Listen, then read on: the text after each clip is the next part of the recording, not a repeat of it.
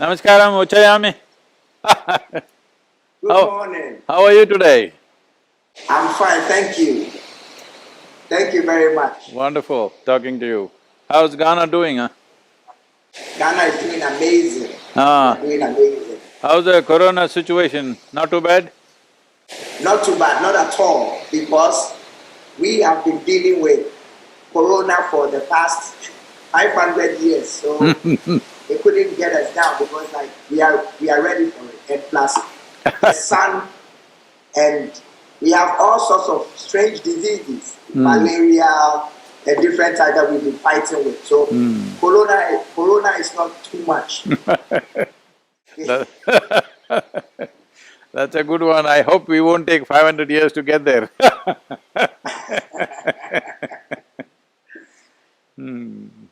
Thank you, sir. This is so surreal. I can't actually believe that I'm talking to you. You are talking, but with long distance though. Yes. And please let me start by saying how I found you. About 5 years ago, I turned 40. And when I turned 40, life began for me. And so my body started telling me that it did not appreciate the way I was conducting. So I became partially depressed. And my music career wasn't going as I expected. Things were not going as I expected. So I began to lose sleep. I couldn't eat well. And then it brought me on a journey to find out what have I been doing wrong. And so on the journey, I watched stuff, read books, and then I found you on YouTube. I don't live there. Okyeame, I don't live there. I know. And then I found you on YouTube, and by just watching your videos alone, I could sleep well. And then by listening to you, I realized that I had developed so many personalities. I was a different person at home, a different person on stage, a different person in the office, and that was the thing that was weighing down on me. And as I searched and as I looked, and I tried my best to drop all those, I became a much freer person. Wonderful. I have better clarity. Now, when people speak to me, when I'm listening to somebody, I do not judge it or criticize it in my head or analyze it. I listen to exactly what is being told to me, and now I hear clearer. So thank you very much. Wonderful. Thank you. So, please, my first question is that I wish to know what is the connection between spirituality and rhythm and music and consciousness. Because here in Ghana, we have an adage that we say, Onipa enema obosonsa, meaning that it is man who makes a piece of clay dance, and our ancestors could collect a piece of clay and use music and some sacrifices to get it to move, speak to them, and even possess spirits that was even much bigger than the one who made it. Please explain to me, how does these things happen? There are too many questions packed in that one question. So let me put it this way. Essentially, spirituality means we are trying to look at not just life, that which is the source of life. So the source of life, see, the source of life is within us, otherwise you wouldn't be able to build this body from the food that you ate. The food that you ate doesn't look like you, doesn't smell like you, doesn't taste like you, but you take it in and it becomes you because the source of creation is throbbing within us. If we touch the creation, we call this a good life. If we touch the source of creation, we say this is spiritual because it has transcended the limitations of physical. The human interest in knowing the source of their life is across the planet. There are no geographical limits for this. Everywhere it's happened in their own unique ways. But fundamentally, once they touch that dimension or that aspect, everybody will say the same thing because Fortunately, we are all made from the same stuff, we are all from the same source of life on this planet. When we say we are all, it's not just about you and me. Even an elephant and an ant and the virus is all from the same source. It is just that we pretend to be different. Because of our pretension, so much conflict happens in the very way we live. So spirituality means essentially to live more at the core than at the periphery, so that all conflicts are gone. Because periphery, there seems to be… everything seems to be different. You and me are absolutely different on the surface, but if you go a little deeper, all differences melt away and the same source exists. This is not just for human beings, this is for every life, it is true. So spiritual process is not about this species alone. Spiritual process is about being able to experience everything that is life here.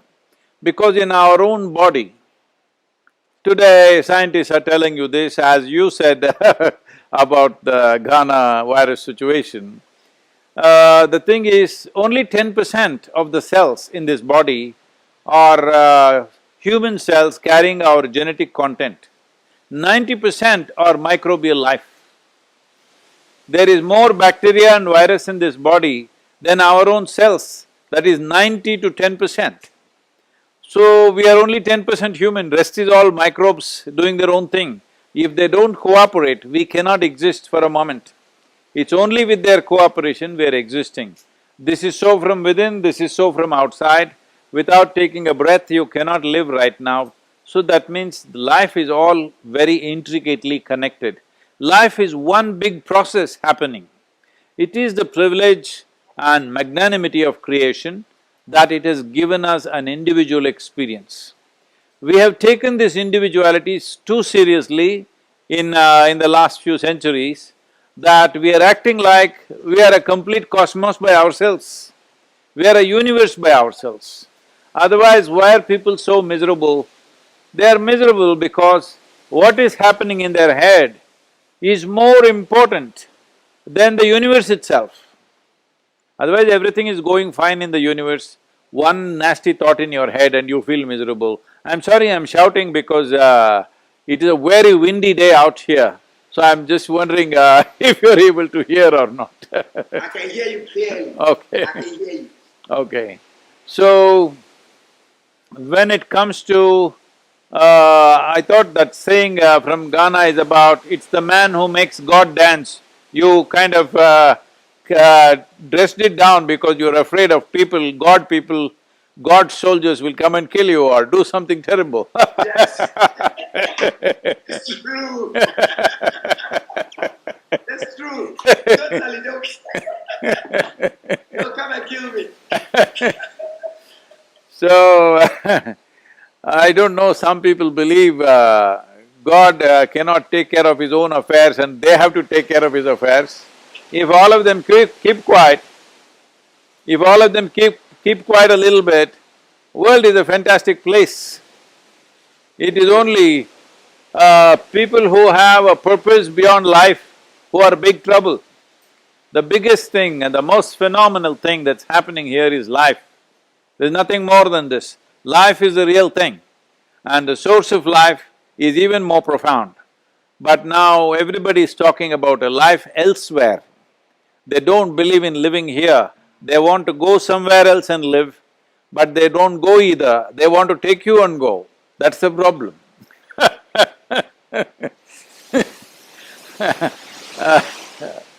So, this problem has come because we are paying more importance or more significance to our thoughts and emotions than the creation itself. Our thought and emotion is our making. Our gods are also our making. They must dance to our tunes, otherwise why will we do anything? What does prayer mean? In some way, everybody is trying to make God dance to their tune, isn't it? Every day, everybody is advising God what he should do and should not do, how he should handle the world. We need to understand this. In this universe, we are not even a speck We are just a tiny little speck. But this tiny speck thinks that it can advise the source of creation every day. Day in and day out, they're advising. So if all these people stop advising, maybe things will run better. We call this prayer, but 90% of the prayer is, dear God, give me this, give me that, save me, protect me. This is all survival process outsourced through heaven. It's true. Survival, if you want to survive well on this planet, you need 4 good limbs and a few brain cells which are working. This is all you need to survive.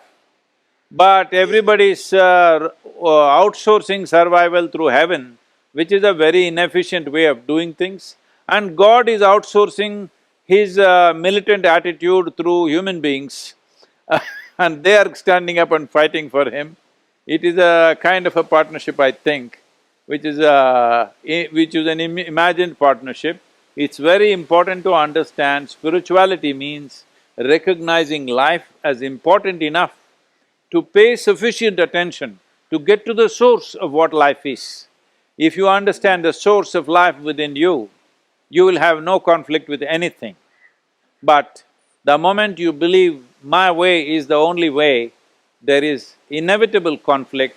It's been going on for whatever, nearly 2 millennia, but we still don't look like we're coming to our senses. But I believe that probably in the next 50, 60 or maybe maximum 100 years' time, the next generation of people who are super exposed to technology and various other means, I don't think they want to go to heaven unless Wi-Fi is offered, free. No, no scripture says there is free Wi-Fi in heaven. So, lot of youth in the next generation will not want to go to heaven, they want to do their life here. Well, this may lead to some excesses here, that people start doing all kinds of excessive pleasures, excessive indulgence. For this there is only one solution. A human being has to turn inward to know the greatest pleasure of life is within us, because all human experience comes from within us, whether it's joy or misery, whether it is pleasure or pain, whether it is ecstasy or agony, everything happens from within us. If we take charge of this life, we will determine the nature of our experience. Then, if you determine the nature of your experience for yourself, you will make sure it is the highest level of pleasantness naturally, and that's all you're seeking. Your idea of heaven is just that, everything is fine there. You will be very happy, you will be blissful. You can do it here also. That's true. Thank you. So, I've been paying a lot of attention to everything that you are doing, or to most of the things that I see you do. And I see you are very big on love and inclusion. And you even put forgiveness aside, because you don't even get offended to forgive. Now, my question is, a lot of young Africans in America, Jamaica, Ghana, all of Africa, are beginning to find ourselves. There's a very high sense of consciousness and awakening in Africa right now.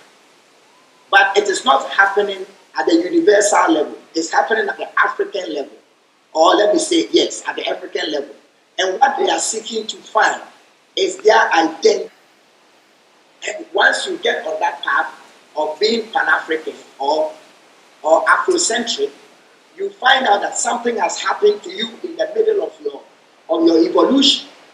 The white supremacists put us through slavery, imperialization, they put us through colonialism, neo-colonialism, their form of European capitalism, and that has confused a lot of us. It has confused our education, it has confused our spirituality, and confused a lot of us. But as you are trying to retrace your steps to Akhenaten and all our great ancestors, you get to find out all that nasty stuff that happened to us, especially in West Africa. So how do you now forgive the European imperialists. Not all Europeans are bad, but I mean the white supremacists. How do we forgive them? How do we let go of this immense pain if we find out that they have meddled in our evolution in a way? Well, that did not happen just to Africa, it happened everywhere. In India, for 250 years, we were occupied, and 250 years ago, India was the richest country on the planet, the largest business country, the largest exporter, 33% of world's trade was from India. But after 250 years in 1947, tomorrow is our Independence Day, that is 75th year is beginning for us now. Once again it is surging ahead. But when they left us in 1947, we were probably among the poorest nations on the planet. And we had 100% literacy when the British came. When they left, we had 93% illiteracy. So, this has been done everywhere. Unfortunately, this has been the history of the world, but I'm saying we should not invest too much in our past. Whatever happened to us, what happened to us, we cannot change. If we learn from what happened to us, if we bring wisdom to us from what happened to us, however brutal it was. During this British era, millions of people died of famine in India. So will we learn from that, will we become wise or will we become wounded is a question. Terrible things have been done to Africa and African people, there's no question, and still it continues in many places.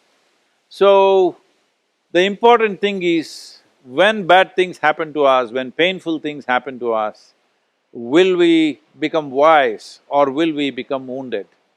I don't want the African people to become wounded, they must become wise, because this wisdom was lacking in many ways. See, it's a large continent, but each tribe, each segment of people, each ethnic groups, all of them having their own identity and having enormous pride in their identities, never allowed them to come together and resist a few hundred people who are conquering your entire continent. It's true. So, this identity that you're talking about, it is good, it is important. We must understand our tradition, our culture is like the clothes that we wear. It should not decide or determine the nature of our mind and heart. It is only the clothes that we wear which is our culture. It is of a certain color. We will wear it joyfully, we celebrate it, we enjoy it, but it should not determine the basic aspects of our life. When that happens, it's only because of that. Even in India, just a few hundred people came in a few ships, but a large country with millions of people couldn't resist them because everybody identified with their own ethnicity, with their own caste, creed, religion, whatever else. I think we need to rise above that. This is what consciousness means. Consciousness is not an identity of the body or of a culture or of ethnicity or of blood or nation. Consciousness means that you have risen above all identities to experience life in its fullness, in its totality, in its inclusive nature. Inclusive nature is not my philosophy or yours. This is the nature of the existence. This is how life is happening. Without inclusiveness, life cannot exist. If you want to breathe, if you want to live, you have to breathe. If you have to breathe, you are breathing what every other creature has taken it into its lungs and let it out today. There is… Can I ask one more question? Yes, sir. Can I ask? So, for example, for an African living in America, say Alabama, and the police people are shooting you down, chasing you down for just wearing a blue jeans and a white shirt, how do you love such a person, even though this person is trying to kill you? See, it is not about loving somebody, we must understand this. Love and hate, joy and misery, pain and pleasure are all experiences from within. This is something that's happening within you. Both love and hate happens within us. So, right now, what do you want within you? You want… love is pleasant for you or hatred is pleasant for you? Love is pleasant. Love is pleasant. Please keep yourself that way. It is not about loving somebody, it is about being love. Because love is not something that you do, love is something that you can become. You become love, but action in the world should be as it is necessary. Yeah, action in the world must be as it is needed. Just by making yourself bitter and acidic doesn't solve the problem. So it is unfortunate such things are still happening, but the most important thing is, at least because you mentioned the United States of America, there was a time till 1960s, the laws themselves were discriminatory. But today the laws are equal for everybody, individual people have prejudice. You are not going to address individual prejudice by fighting. You will only address individual prejudice by transforming yourself into a valuable human being. Education, employment, enterprise, this is what is needed, not fight on the street, because if you fight on the street, you will end up in the prison. I have worked in the prisons, in South India, our programs are mandatory in the prisons. We have also worked in the prisons in United States. But unfortunately, when you invest yourself in anger and hatred, you will do things where you will break the law, and that's all the excuse somebody needs about you. So as a generation of people, we must put our heads down, educate ourselves, employ ourselves, start enterprises, grow in business, grow in politics. This is the way forward. In one generation, we would have done something wonderful. Thank you. So, I am a rapper, I'm a rap artist, and you know rap I'm a rock and roll, okay? You know, rap music started with conscious rap because we're trying to solve a problem. But now, the rap music that we listen to now, the more conscious your rap is, the smaller your constituency, the smaller your fan base. But you have been saying that we need more storytellers, we need more conscious rappers. I want to think that I'm a conscious rapper, but since I became a conscious rapper, like other conscious rappers, talking about love, inclusion, climate, sustainability, family, once you begin to put such words in your music, then the number of people who listen to it begins to diminish. How do we solve this problem? Conscious rappers must eat also, you know. Now do 1 minute of rap for me, let me see. 1 minute. Okay. I rap in my local language. Yeah, it's okay. Okay, so it goes like this. Etoda madwe chire me se me hu hia che onyame. Fi so bi bompa ye kata te tetu nyame na obo eya obo ahwehwe me na otoko so a obeko so a gese me. Me twite bia sape ti na twida si Yesu man. Matthew 26:14-16 plan kan. So teacher, lawyer, doctor, many will be a die what that kata na news from my beauty na wona. E kwete me be pa me prepare dey me for share pass my bema don global na tun pay. So what I'm saying is sometimes when people close their eyes to pray, they pray to God, but they are looking for money. So God becomes a conduit to money. And just because of me, who has become money, people who love their wives can slap them around. Countries go to war just because of oil and gold. But my main idea as money is that I have come to show you the way to mislead you. That was what I was saying. So the song is called Money, Sika. As I told you, 90% of the prayers on the planet are just about, dear God, give me this, give me that, save me, protect me. Survival, yes. Rooted somewhere else. Anyway, about rap not being popular because you are saying something that is of value to that society in which you live is not true. It is just that a very abusive rap is happening all over the place. Many people are doing very cursing kind of thing, but using curse words, I want you to understand, See, I'm speaking to people all the time, to all sorts of people. I am not using any curse words and speaking. So it's possible to speak and people will still listen to you. 25 years ago or 30 years ago, in our societies, nobody used curse words, there was no such thing. It's only now. As your vocabulary shrinks, you start trying to make the whole sentence with one word. Yeah, slowly it is happening in United States. People are beginning to speak a whole sentence with just one word, same word, said in different ways. So it is not necessary to compromise what we are doing, it is just that we have to transform what we are doing.